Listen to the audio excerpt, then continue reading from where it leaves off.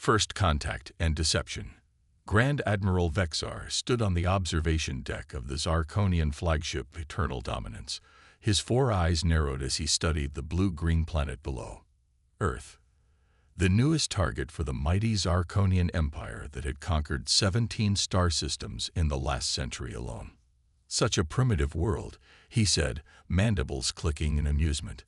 Look at them, still fighting among themselves, burning fossil fuels, barely reaching their own moon.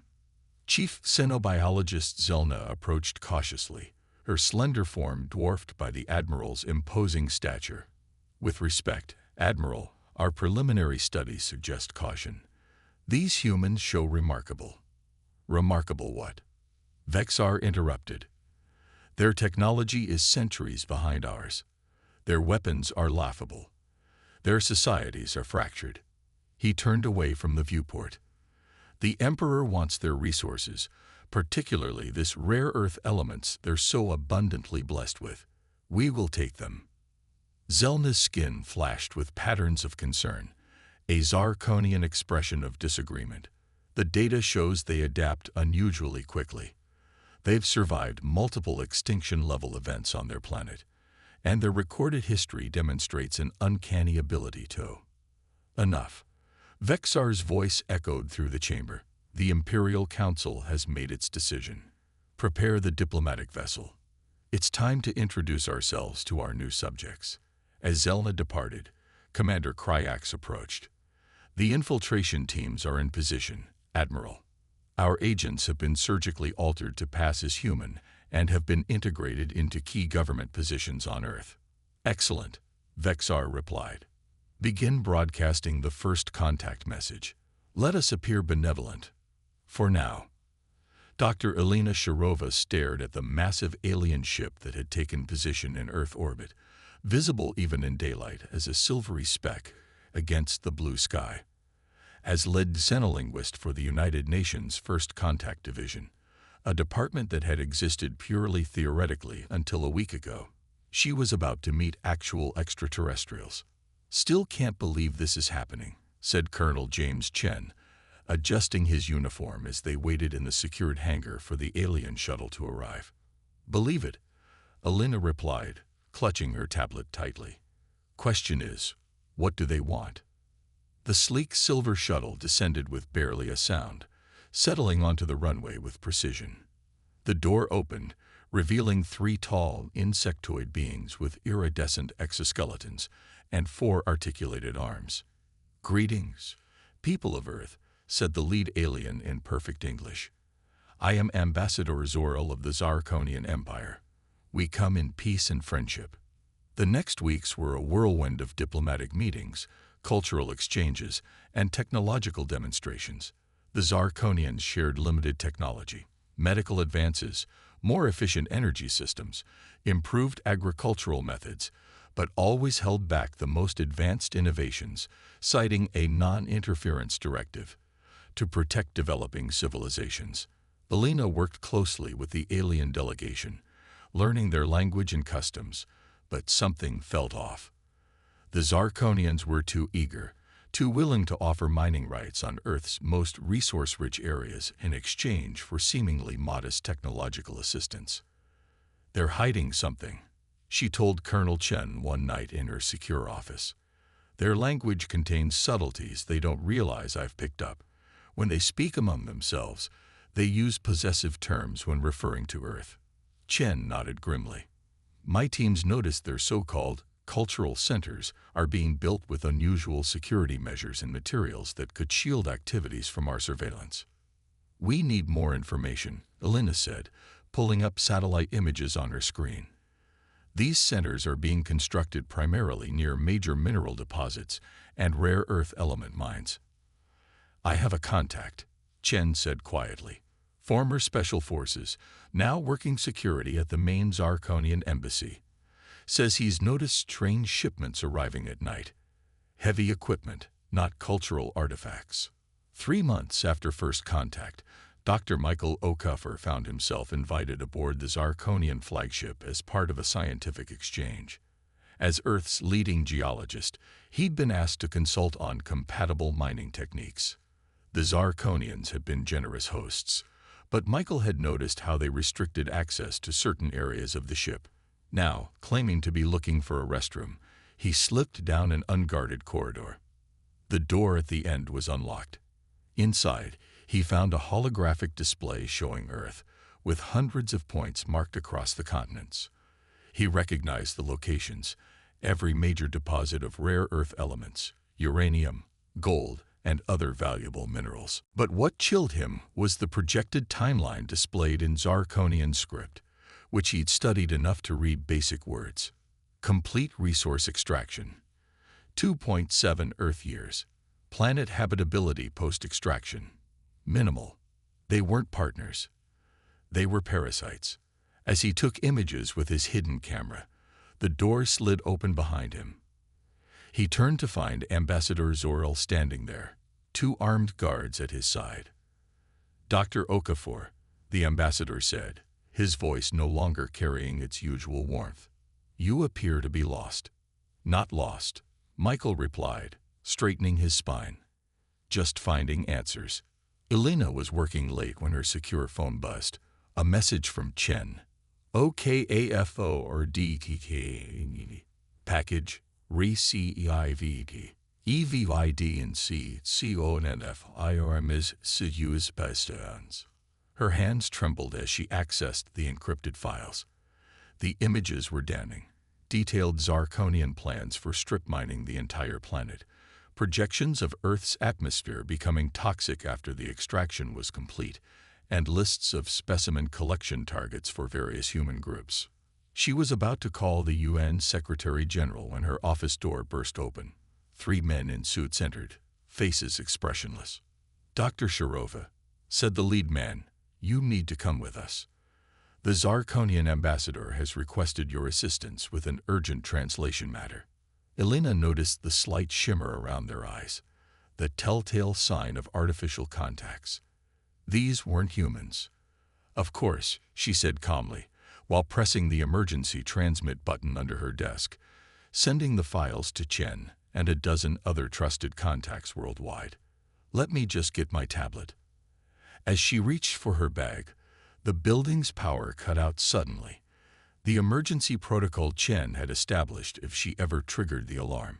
In the momentary darkness, Elena slipped a small device from her desk drawer and into her pocket. At 3:17 a.m. Eastern Standard Time, the Zarkonian ships simultaneously moved into attack position above every major Earth city. The diplomatic pretense was over. Admiral Vexar's voice broadcast across all communication channels. "People of Earth, your resources now belong to the Zarkonian Empire. Resistance will result in immediate destruction of your population centers. Submit to our authority, and you may be permitted to exist as a labor force during the extraction process." Around the world, disguised Zarkonians in key government positions moved to disable defense systems and create confusion. But not all went according to plan. In the Pentagon's Secure Command Center, Colonel Chen had been preparing for this possibility for weeks.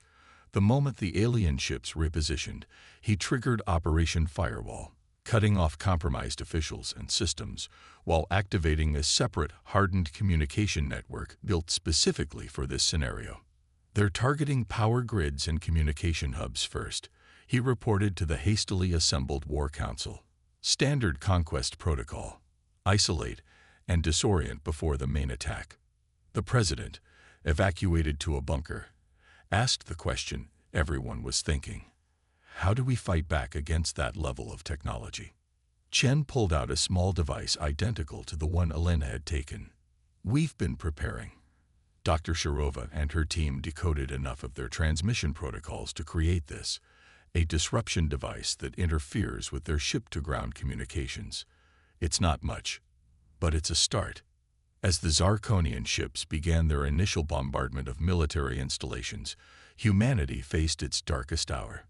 But across the globe, resistance was already forming, driven by something the Zarkonians had fatally underestimated: humanity's refusal to submit. Part 2. The Human Response. 6 months into the Zarkonian occupation, Earth was a world transformed. Major cities lay in ruins, governments had fallen, and billions struggled under alien rule. From space, the planet bore ugly scars where massive zirconium mining operations stripped away resources with ruthless efficiency. Yet Admiral Vexar found himself increasingly frustrated. How is it possible? He demanded, staring at the latest casualty reports. Another mining operation destroyed, 3 transport ships sabotaged, a command post infiltrated and its data stolen. These humans are primitives. Their most advanced weapons can barely pierce our armor. Zelna, the xenobiologist who had warned him months ago, now served as a reluctant advisor on human behavior patterns. As I tried to explain, Admiral, humans possess remarkable adaptability. They're learning your patterns, your weaknesses. They're using asymmetric warfare tactics. Double the guard on all facilities. Increased punishment protocols for resistance. Zelna's skin flickered with warning patterns. That approach has historically increased human resistance, not diminished it. Then what would you suggest? Vexar hissed. Withdrawal, she said simply. This species will not be conquered through conventional means. Vexar's mandibles clicked in anger. The Emperor would have my head. No, we will break them.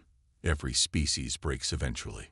Deep in the Appalachian Mountains, Alina Shirova worked feverishly in what had once been a missile silo, now converted into humanity's most advanced research facility. Here, scientists from around the world, those who had escaped the initial purges, collaborated on humanity's best hope for survival. It's working, she told Colonel Chen, now General, as he entered the lab. We've reverse-engineered their communication system completely. We can not only listen in, but broadcast false orders if needed. Chen looked older, a jagged scar running down his face from a too-close encounter with a Zirconian patrol. That's the best news I've heard in months. What about the shield technology? Dr. Hiroshi Tanaka, formerly of JAXA, turned from his workstation. We've made a breakthrough. Their shields operate on a frequency modulation that changes in a predictable pattern. We've developed projectiles that can synchronize and penetrate during a microsecond transition points. How soon can we produce them? Chen asked. We already have, Alina said, leading him to a storage area where thousands of modified artillery shells were stacked. The underground manufacturing network has been working around the clock. We're distributing them to resistance cells worldwide. Chen nodded grimly. We're going to need them. Our intelligence suggests they're planning to accelerate the mining operations. At the current rate, they'll reach critical ecosystems within months. Elena pulled up a global map showing the resistance network, a web of connections spanning every continent, growing stronger each day. Humanity didn't break, General. We bent, we adapted, and now we're fighting back. Michael Okafor had survived his capture, though the experience had left him changed. After 3 months in a Zirconian labor camp, he'd been rescued by a resistance team led by former Navy SEALs. Now he served as a key intelligence officer, his knowledge of geology helping identify vulnerable points in the aliens' mining operations. They're getting desperate, he told the assembled resistance leaders via encrypted video conference. They're mining too fast, too carelessly. They expected to have broken our resistance by now. On screens around the world, faces nodded in agreement. Military leaders, scientists, ordinary citizens who had risen to leadership positions in the resistance. The coordinated attack must proceed as planned, said General Lai from what remained of China's military command. Our intelligence suggests the Zirconians have committed 70% of their forces to mining operations, leaving their command ships vulnerable. The Australian team has successfully tested the virus that will disrupt their navigation systems, added Dr. Singh from a hidden facility in the Indian Ocean. Once uploaded to their main network, it will provide a 12-minute window where their ships will be effectively blind. Michael checked the time. We move in 3 days. Every resistance cell has their targets. This may be our only chance. Admiral Vexar was celebrating the completion of the largest extraction operation yet. an entire mountain range stripped of rare Earth elements, when the alarms began blaring. "What is happening?" he demanded, rushing to the command center. "Our systems are experiencing widespread failures," reported his second-in-command. "Navigation, weapons, shields, all compromised. Impossible. Our systems are impenetrable." The main screen flickered to life, showing not the usual status reports but a human face. "Dr. Elena Shirova." "Admiral Vexar," she said calmly. "You should have listened to your xenobiologist. Humanity doesn't break. We innovate, we adapt, we overcome." The screen split to show simultaneous attacks on Zarkonian facilities worldwide. "You're witnessing what happens when you unite humanity against a common enemy." Vexar stared in disbelief as reports flooded in. Mining operations under attack, ground forces overwhelmed, ships disabled by weapons that somehow penetrated their shields. "How?" he began, but was interrupted by new alarms. "Admiral," shouted a crewman. "Human vessels approaching. They've retrofitted our own technology into their craft." On the screen, Elena continued. "You came to strip our world and leave us to die. You assumed we were primitive because we hadn't reached the stars yet. But we faced extinction before, Admiral. It's made us very hard to kill." The Battle of Earth, as it would later be known, lasted just 6 hours. Humanity's coordinated assault, using reverse-engineered Zarkonian technology combined with human ingenuity, struck simultaneously at every alien installation worldwide. The Zarkonians, accustomed to easy conquests against less adaptable species, found themselves outmaneuvered by guerrilla tactics, their sophisticated systems hacked and turned against them, their carefully established supply lines disrupted. By the time Admiral Vexar ordered a general retreat, more than half the occupation force had been destroyed or captured. The remaining ships, damaged and vulnerable, limped toward the jump point that would take them back to Zarkonian space. But they never made it. The Earth-Moon Lagrange point, where the jump gate had been established, was now occupied by a flotilla of hastily converted human vessels. At their center was the captured and repurposed Zarkonian frigate Dawn Reclaimer, now commanded by Colonel, now Captain, James Chen. "Admiral Vexar," Chen transmitted, "surrender your fleet or face destruction." On the Eternal Dominance, Vexar turned to Zelna. How did they do this? How did they defeat technology centuries beyond their own in just 6 months? The xenobiologist's skin pulsed with patterns that might have been respect. "Because, Admiral, we judged them by the wrong metrics. We saw their divided nations and assumed disunity. We saw their technological limitations and assumed intellectual inferiority. But humans don't just use technology. They improvise. They combine ideas in ways our more structured civilization would never consider." Vexar looked at the screen, where more converted human ships were appearing, surrounding his battered fleet. "The Emperor will never accept this defeat. The Emperor," Zelna replied quietly, "will have no choice but to recognize a new power in the galaxy." 1 year after the failed invasion, Earth had changed profoundly. Zarkonian technology, now thoroughly understood and improved upon by human engineers, had accelerated technological development by centuries.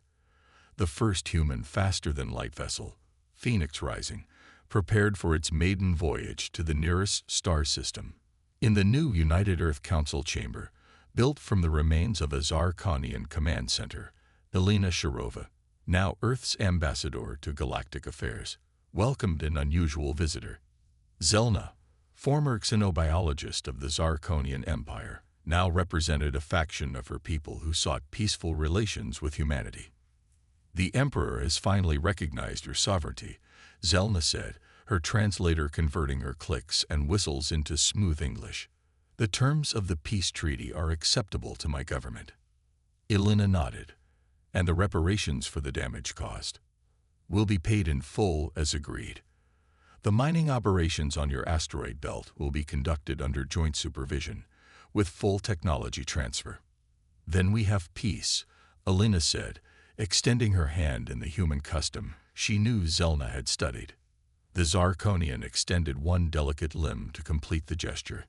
"There is one more thing," Zelna added. "News of your victory has spread throughout the galaxy. Other species long dominated by the Empire are beginning to resist, and other galactic powers are concerned about humanity's rapid advancement." Elena smiled. "They should be, but they don't need to fear us, unless they make the same mistake the Zarkonians did." "Which mistake?" Zelna asked, genuinely curious. "Believing that because we hadn't reached the stars yet, we wouldn't know how to fight for them," Elena replied. "Humanity has spent its entire history preparing for this moment, though we didn't know it. Every war, every struggle for survival, every innovation born of necessity. They all taught us one thing." "What's that?" Elena looked out the window at the reconstruction efforts, where humans worked alongside reformed Zarkonian engineers, building something new together. "That our greatest strength isn't in our technology," she said. "It's in our refusal to accept limitations." As the Phoenix Rising launched the following day, carrying humanity's hopes to the stars, the message it broadcast was simple but profound. "We come in peace, but we come prepared." The galaxy would never be the same again.